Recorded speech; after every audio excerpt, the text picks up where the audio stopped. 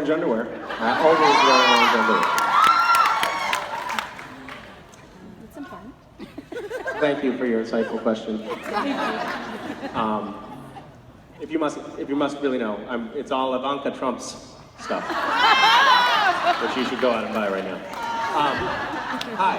Hi, I'm a first-year directing student, and I was wondering, as an actor and a director, what can a director ask you to do or do to get your respect? Well, one thing that's helpful, if a new director comes on set, and because there's always this moment where we're sort of establishing the dynamic, and I think it's good for a director to come on and sort of take control and say something like, you know, lick my shoe. Because, you know, you immediately establish that you're in a dominant position.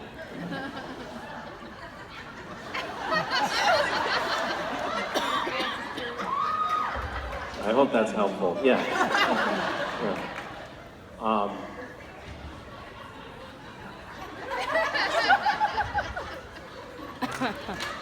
I like the idea, like, you get your first break, and you're on a professional set. You just go in and you're like, guys, lick my shoe. That probably wouldn't work as well as you think.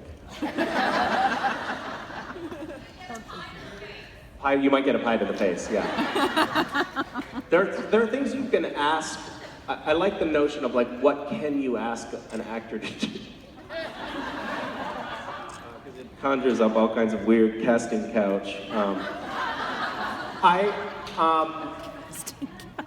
think that there's an interesting, in television it's different from theater. So in theater, there's this very protracted rehearsal period where you work on the material in great detail with the actors, and that is true also of bigger budget films and some other instances. But in television, it has to move so quickly that we don't have the luxury of a lot of back and forth. We also don't have the luxury of a lot of extra takes even. We have to kind of get it pretty quickly. So for directors, the most important thing in television is getting the casting right, getting people who can play the roles well, and letting them kind of do their job well. So more seasoned directors tend to kind of trust their actors and don't try to tinker with them too much. On Supernatural, that's our experience.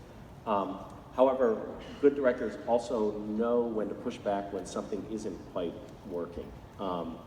And then there's directors who will at times try to run you over. That's the face of a man who's seen some shit. So, yeah, I don't know. There's a range there of kind of how much you can ask actors to do. At a certain point, also you have to be really careful with actors, because if you give them too much direction, we freak out and we start to get really self-conscious and start screwing up. So It's like with kids, kind of. yeah, it's like with kids or any human.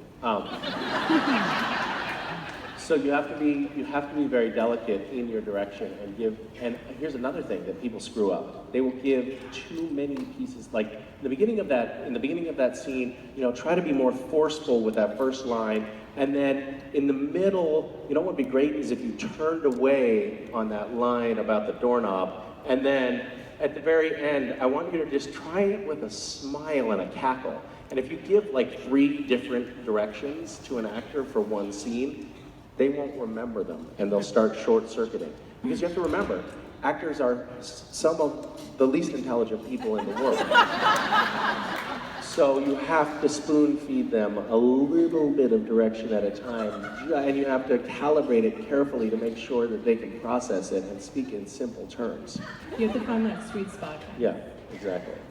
I hope this has been as helpful for you as it was for me. It is, thank you. Okay, good.